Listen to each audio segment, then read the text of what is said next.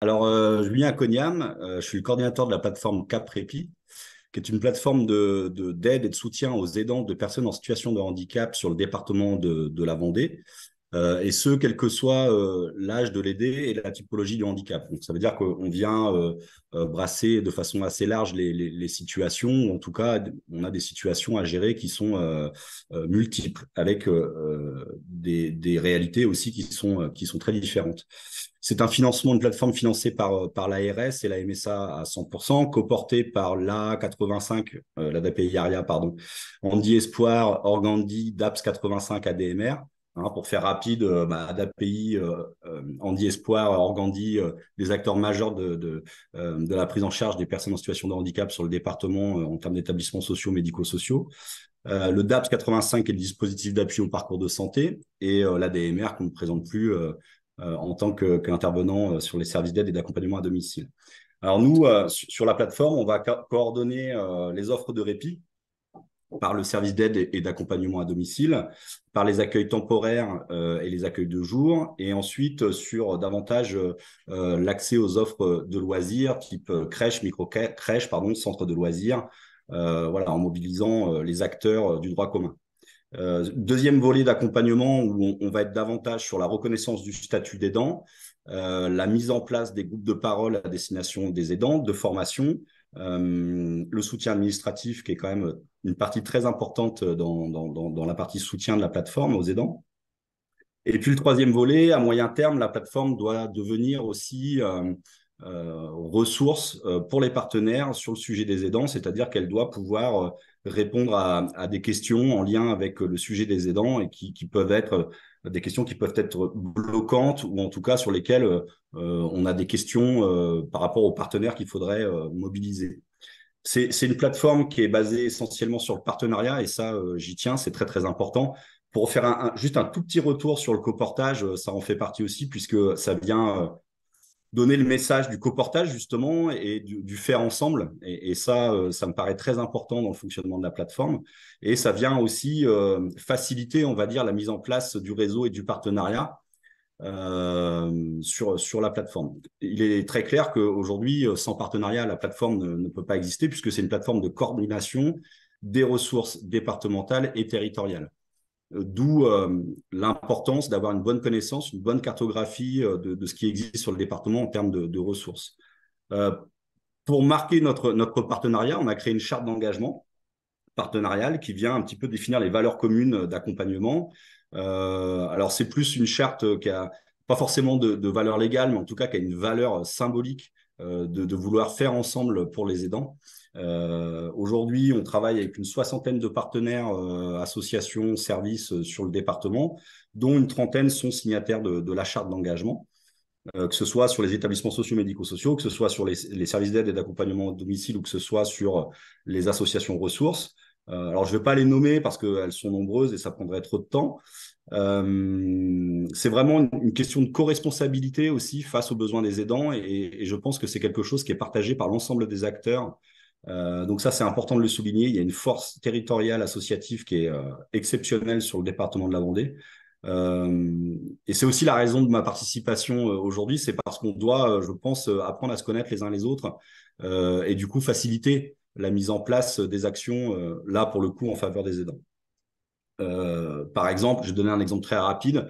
La communauté 360, c'est quelque chose avec, c'est une méthodologie d'accompagnement avec laquelle on travaille beaucoup parce que souvent, quand il y a un besoin de répit, il y a aussi une problématique de projet global et la complémentarité de ces deux dispositifs, hein, du dispositif plateforme et de la méthodologie de travail de mobilisation des ressources territoriales C360 est vraiment, pour moi, efficace. Ensuite, on a le pôle ressources handicap, on peut avoir l'AMDPH, voilà, tous les partenaires institutionnels. Mais je vais en venir à ma pépite parce que du coup, on va illustrer un petit peu tout ça. Moi, il y a autant de pépites que de situations. J'en ai vécu une hier qui était très forte en émotion, mais bon, voilà, il fallait en choisir une. Elle était importante pour moi et la plateforme parce qu'elle est arrivée dans un moment un peu de doute, de flottement dans le déploiement de la plateforme et c'est vraiment, alors le hasard fait bizarrement les choses, mais cette situation est vraiment arrivée à point nommé. Et en fait, il s'agissait, pour recontextualiser, d'un aidant qui est arrivé de la région parisienne pendant la période Covid, donc un aidant de son frère, salarié de son frère. Et lors de la période Covid, en fin de compte, son frère était donc en foyer d'accueil médicalisé à Rouen et lui vivait sur la région parisienne et il y avait des retours au domicile de la personne en situation de handicap assez régulièrement. Et est arrivée la période Covid où, pour des raisons qu'on a connues nous aussi dans nos établissements, on a dû fermer des places. Et donc, ce frère est revenu plus durablement, on va dire, vivre chez son frère et n'a jamais voulu retourner, en fin de compte, en foyer d'accueil médicalisé. Donc, monsieur l'aidant s'est arrêté de travailler, est devenu salarié de son frère, et ils ont complètement changé de vie, en fait. Ils sont partis s'installer en Vendée, sur l'île de Noirmoutier. Alors, je ne vous cache pas que l'île de Noirmoutier, ce n'est pas le secteur d'activité sur lequel il est le plus facile de mettre des offres de répit en place. Donc, il y avait ce contexte aussi géographique qui était un peu un challenge. Et puis, on a eu ce premier contact avec les dents. Et le premier contact, ça, j'y tiens, je crois qu'il faut vraiment le souligner, il est primordial et essentiel sur la notion d'écoute. Souvent, en fait, les aidants ont déjà des propositions, ils sont très, très bien placés pour savoir ce dont ils ont besoin. Et ils ont déjà des propositions, des clés en main que nous, on doit décrypter et au niveau opérationnel, qu'on doit mettre en place par du concret. Donc, cette notion d'échange a été extraordinaire. On a vraiment construit l'offre de répit ensemble et on a mobilisé les acteurs et les partenaires sur place. Donc, on a regardé un petit peu au niveau géographique comment on pouvait mobiliser les ressources territoriales. De là, moi, j'ai contacté Élodie Boucher du SAD Handy Espoir. Ils n'avaient pas forcément de relayeur à mettre en place sur l'île de Noirmoutier, mais ils ont dégagé un professionnel d'une institution pour pouvoir le mettre en place avec son accord, bien entendu, et son adhésion sur le service d'aide et d'accompagnement à domicile. Donc, déjà, là, on voit qu'il y a une volonté de vouloir, sur des demandes spécifiques, créer des solutions innovantes. Et puis, il y avait une demande surtout d'accueil temporaire. Donc c'est pareil, on a regardé un petit peu, donc on a contacté, enfin je vais contacter le PSMS de Boin, j'ai contacté le PSMS de Challans, j'étais même jusqu'à la Châtaigneraie en me disant qu'effectivement il fallait pouvoir répondre à la demande, tout simplement parce que monsieur, bien que salarié de son frère, commençait voilà, entre les transferts, tout ça, et puis l'impossibilité de pouvoir subvenir à ses propres besoins personnels, avait besoin d'espace de respiration. Et l'accueil temporaire devait se mettre en place, donc par le PSMS de Challans au final, qui a accepté, malgré le contexte tendu des places d'accueil temporaire sur le département, qui a bien voulu accepter de recevoir le frère sur une évaluation et sur un entretien.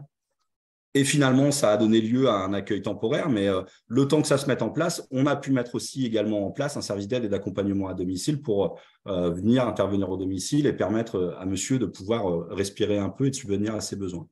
Donc, en fait, tout ça pour dire que moi, je crois énormément, et la plateforme le démontre, en fait, que la réponse, elle est dans les valeurs communes, elle est dans les ressources communes, elle est pluri-acteurs, elle est pluri-associative, pluri-service, et qu'à plusieurs, on peut offrir une prise en charge soutenante et que la plateforme, finalement, à elle seule, ne peut pas faire grand-chose puisque les experts de terrain sont bien les personnes de terrain au quotidien et c'est eux qui ont les clés pour pouvoir répondre aux situations. Donc voilà, je pourrais en parler des heures. Là, on est timé. Alors, je vois que j'ai 2 minutes d'avance. C'est plutôt pas mal. C'est pas mal, Julien. Très bien, très bien.